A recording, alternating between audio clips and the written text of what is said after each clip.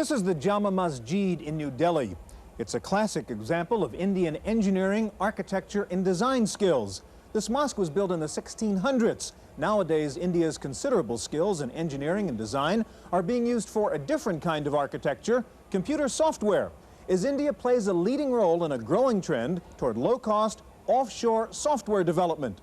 Today, we take a look at software from India on this edition of the Computer Chronicles.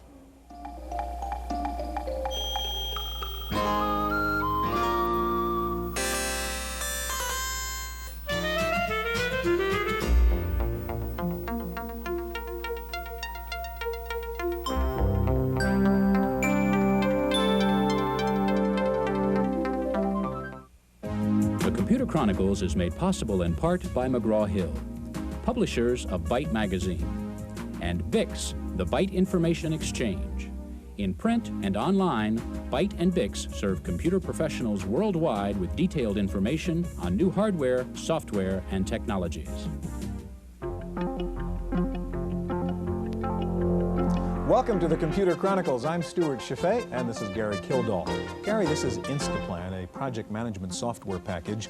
Very highly rated, considered very powerful, and very inexpensive. You can buy the basic package for $99. What's interesting about Instaplan, and you wouldn't find it out by reading the documentation or the package, is that it wasn't produced in this country. It was produced in the third world in India. What seems to be happening is not only are the hardware guys going abroad to make their PC clones in Asia, but now the software guys are going abroad to develop software. Why? Well, obviously, every good engineering department wants a software guru, right? And they found the gurus in India. Okay. What's the real answer? Okay. Well, it's obviously based in economics. Good, experienced software engineers are very scarce and very expensive here in the United States. Yeah. And, you know, you just can't, in many cases, you just can't find them. Now, we get into a situation here where we're selling software for $99. Means the engineering cost has to be very low in order to make profits. And that's one reason, of course, we go abroad. Now, another is that the whole process of engineering software has become much better understood than it was, say, 10 years ago. So we can, in a sense, export that technology and get groups of people together to produce things like Instaplan. Yeah.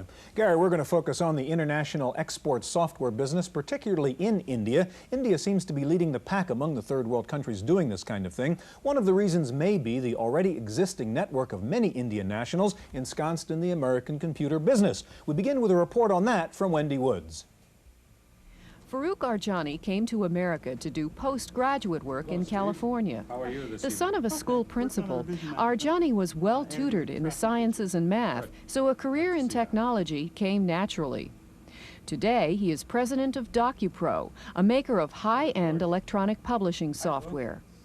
He credits the Indian Reverence for Learning and excellent schools, known as Indian Institutes of Technology, for the abundance of Indian high-tech professionals.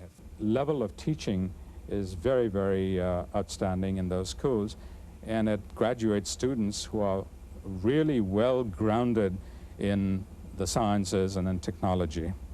And these are the people then who come to America by and large, who want to go and take a more advanced degree in America.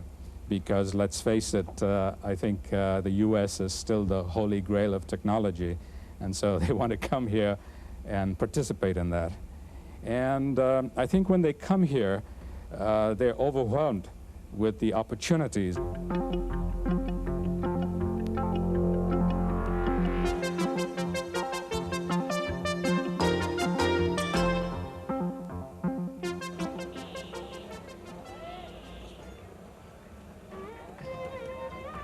Modern India often seems to be bursting at the seams with impatience, impatient to move forward and desperate to move up. A country that knows its abilities and is striving to make them known to the world. Burdened with a population over 3 times as large as the United States, with diverse languages and religions, India faces monumental challenges, socially and economically. To an outsider, the idea of an India brimming with advanced technology may seem difficult to reconcile with the clash of street life, where automobiles share the road with ox carts, and snake charmers are still more common than satellite dishes. Extremes of wealth and poverty are easy to find. In Bombay, glistening skyscrapers share the beachfront with decrepit shacks. But the dazzling contrast between ancient and modern is a routine part of life in India, just another challenge on the route to development. According to some, the country's new role in software development is partly due to an ancient tradition of logical analysis. You will also find that logic finds its roots in Indian culture and Indian civilization. There's a lot of reasoning. So if you look at the manner in which education was built in the earlier years in India, the concept of one student and one teacher, it was a whole lot of philosophy and a whole lot of reasoning and logic.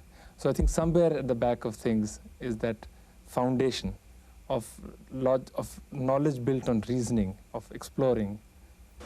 India's new stature as an offshore center for software came about slowly, but it's picked up tremendous speed in the last 5 years. The government's liberalized computer and software policy of 1984, combined with a growing reputation overseas, made the Indian computer industry a choice prospect for joint ventures and high-tech developers. The burgeoning software industry here in India has led to a concentration of computer companies in the south of the country in the city of Bangalore. It's the fastest growing city in India. The Indians like to think of this as their own sort of Silicon Valley, though it might just as well be called Joint Venture Valley, since software development deals are under discussion with a host of major American computer companies, such as Prime, Sun, and Apollo, Hewlett-Packard, Texas Instruments, Unisys, Digital Equipment, Ashton Tate, and Microsoft. Not unlike California's own Silicon Valley, Bangalore's high-tech firms seem to breed more of the same. India's Space Center is located here, along with a sizable portion of the aerospace industry. In the center of town is the lush campus of the Indian Institute of Sciences, where research in parallel processing and superconductivity goes on inside, while a more basic kind of labor continues outside. Texas Instruments was the first American company to establish a fully owned software subsidiary here in a modern office building, complete with its own satellite dish. But other American firms were quick to follow. Digital Equipment Corporation, already the major presence in India since a hasty departure by IBM, recently spawned a new company called Digital Equipment India. Some of DEC India's projects include network operating systems, database managers, compilers, and designing VLSI, or very large-scale integrated circuits. The company decided there were several good reasons to expand in India. Well, there's a tremendous cost advantage. As you know, the cost of Indian manpower is significantly less than what it is in the States. In terms of Digital's likes and dislikes, we found over the years, in the last couple of years, that they have supported us extremely well. The brain power is here, the technical talent is here.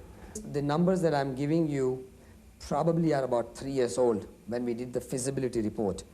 But we felt that the cost of doing such work in Massachusetts was close to about $50 an hour, while we were able to contract with Hindetron for the same work at about $15 an hour.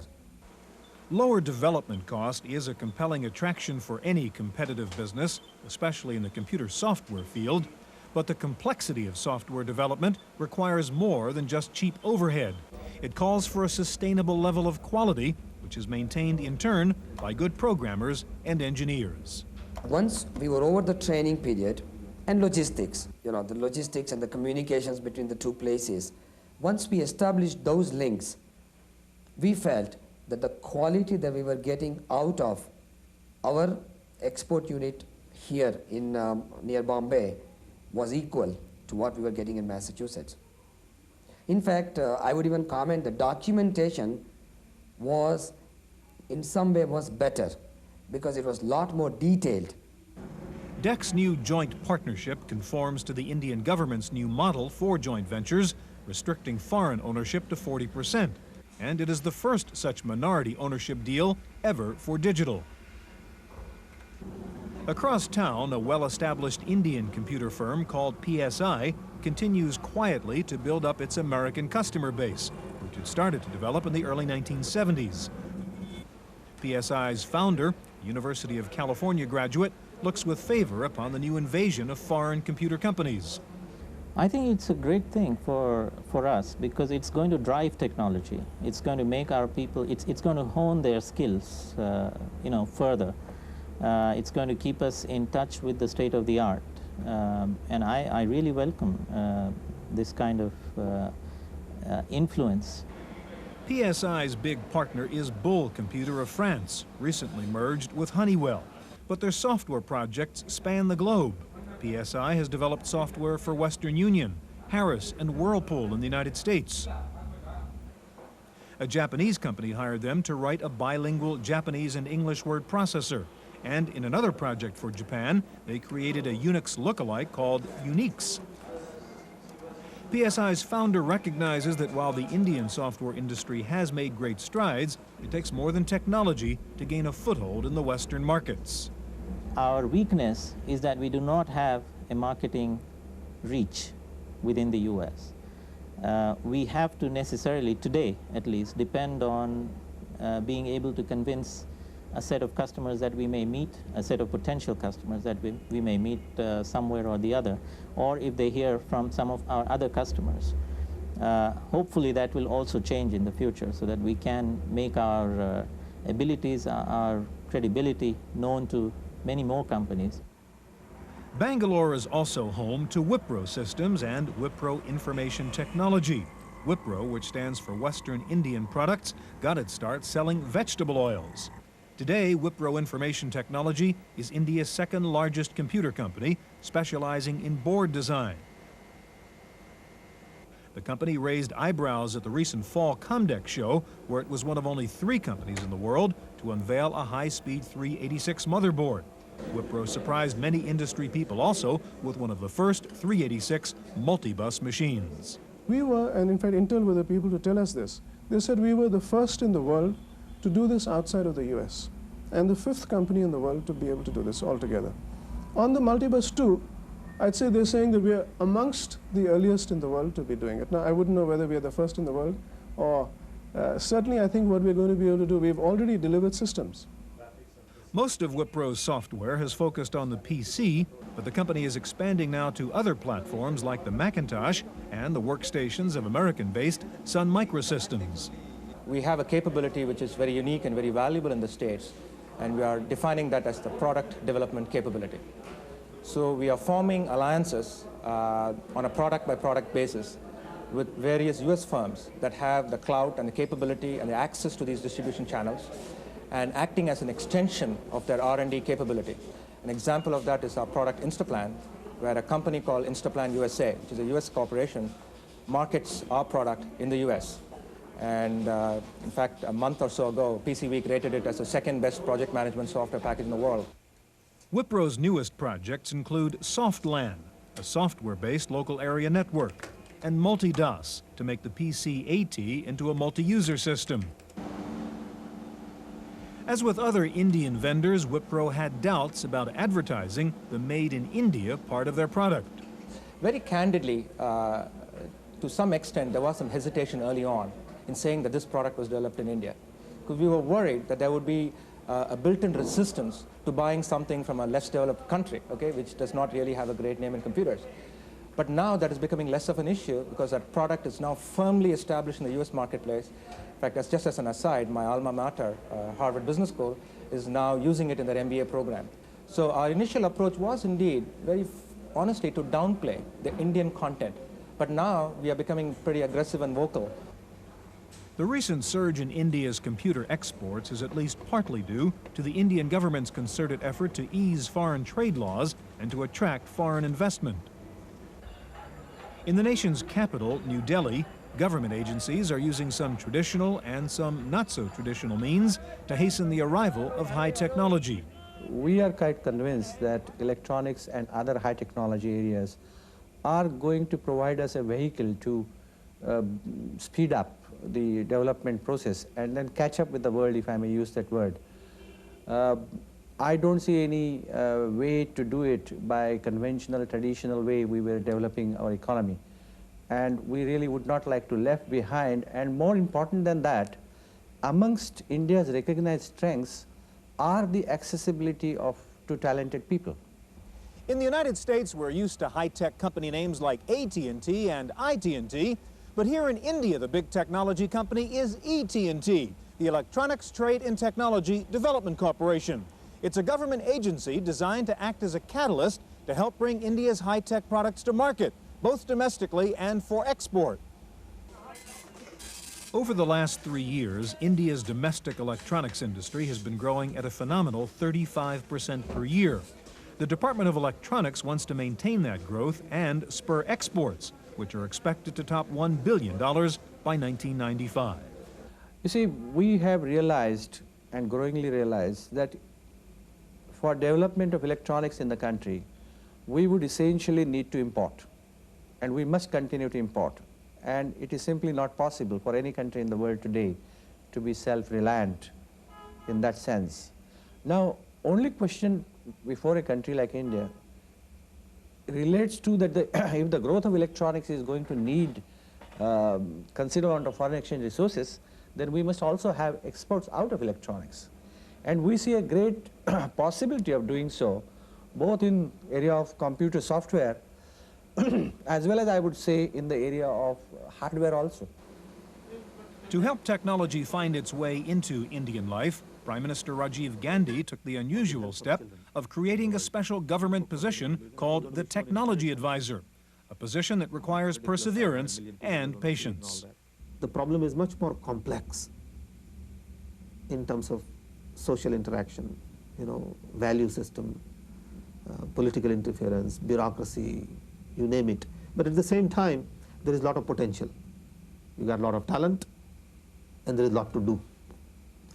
So as I came in the system, I learned, because I had lost a lot of time. I listened to people, and I sort of felt that the key to making a break here is not technology, is really teamwork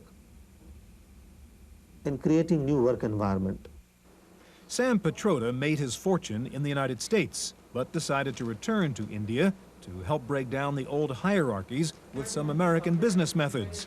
He soon found that the problems began in his own office. When the boss goes to some office or somebody's workplace, they all stand up. It's a normal routine. So in early days when I moved here, we had only one phone. So every time somebody called me, I'll go into the office next door, and all these girls will stand up. So I kept telling them, I said, look, you don't have to get up when I come, because I get 10 phone calls a day. Why should you stand up and then remain in standing position until the call is done? If I'm on phone call for half an hour, they'll stand for half an hour. So I kept telling them, and it didn't make any sense to them, because they thought I was just kidding. I still like their standing up, because that's respect.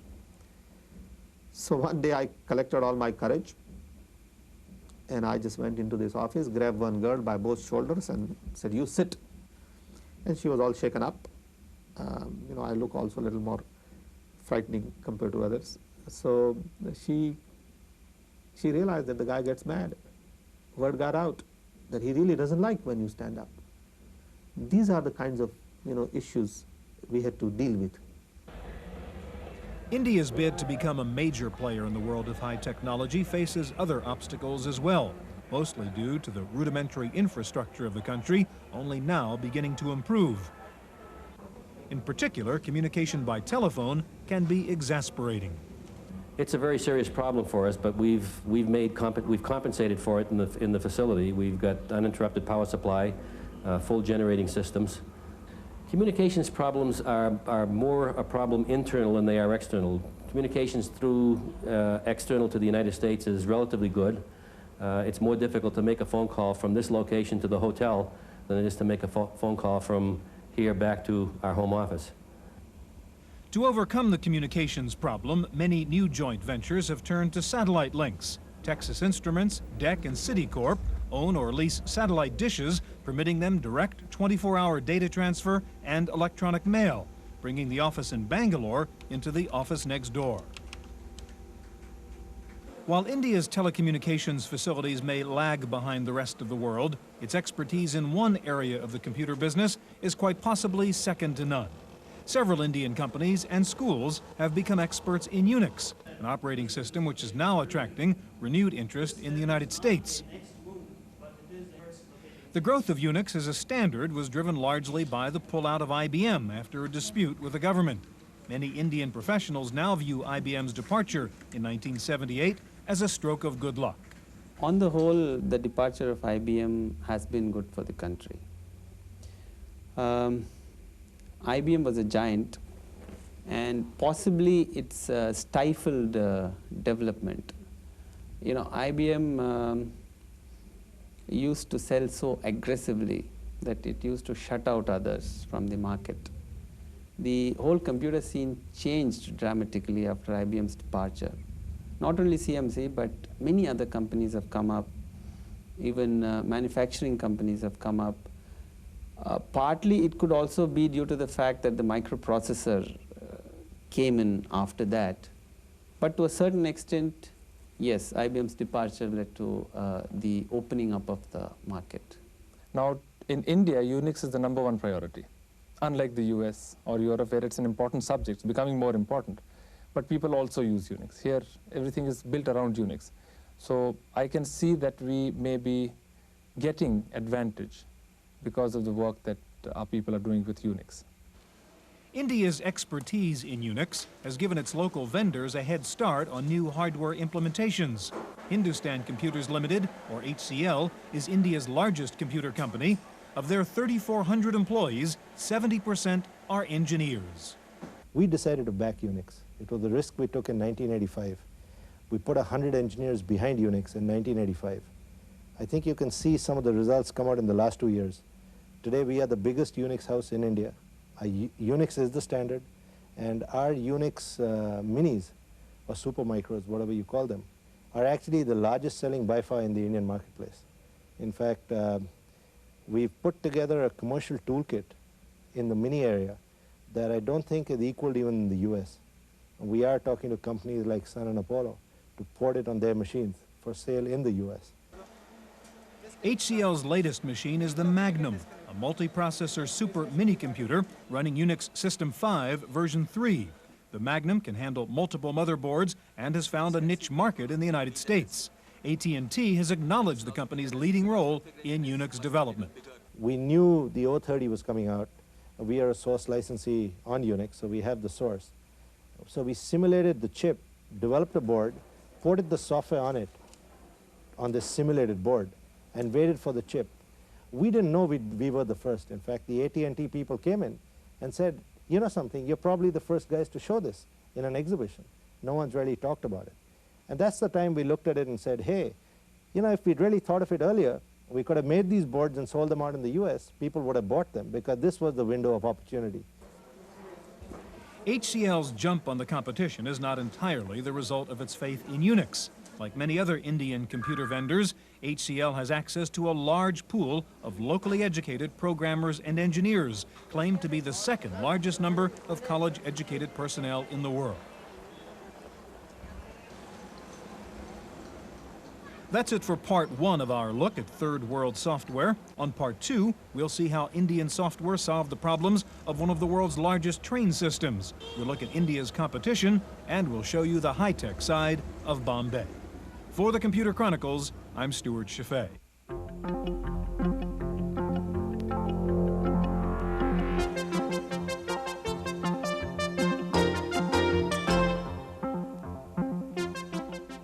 In the random access file this week, Intel has demonstrated its new 32-bit chipset, implementing the Extended Industry Standard Architecture, or EISA as it's known.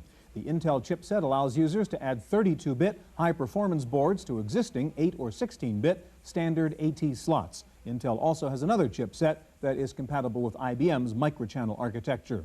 Advanced Logic Research has entered the 486 computer game by announcing a new low-cost AT clone that is upgradable by replacing the 286 CPU with a 486 chip. The basic ALR machine, called the PowerFlex Model 40, will sell for under $1,500. The 486 chip upgrade will cost around $3,000. So for about $4,500, ALR is offering a relatively low-cost 25 megahertz 486 computer. Apple says it's developing its own new PostScript clone, a proprietary font scaling and page description language for use in the future Macintosh system software and Apple laser printers. Apple is therefore selling its share of Adobe Systems, which had been providing Apple with PostScript.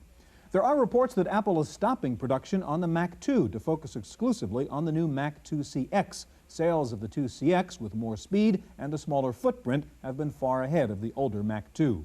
Hewlett-Packard has introduced a new inkjet printer for the Macintosh. It is a modified version of the HP DeskJet printer designed for low-volume users looking for laser-like quality. The HP printer is quick-draw compatible, retail price $11.95. The Open Software Foundation is sponsoring a major study on the use of Unix. The one-year study will look at the use of open systems technology, user requirements, and customer attitudes. The Santa Cruz operation has released the newest version of Unix for the PC called SCO Unix System 5386, Release 3.2. SCO is no longer calling its product Xenix. AT&T has finally agreed to license SCO to use the Unix name. The new SCO Unix will support 486 systems and either the ESA or MCA bus. The National Education Association has called for a computer for every teacher by 1991. The NEA says there is no way for students to get adequate computer training if teachers are not given the appropriate computer tools. Researchers at Purdue University have developed a computer program for students that teaches the youngsters about the dangers of drugs and alcohol abuse. The software includes video games designed for students in grades 4 through 10. Free copies of the program can be requested by contacting Purdue. Finally, Lotus has announced the winners of this year's prize for innovative 1-2-3 applications. In the corporate category, the winner was Brand Neiman of the Environmental Protection Agency for a 1-2-3 spreadsheet that predicts acid rain pollution. The winner in the commercial category was Stephen Wexler, who developed an entire music production management system using Symphony. Winners get $500 contributed to the charity of their choice. That's it for this week's Chronicles. We'll see you next week.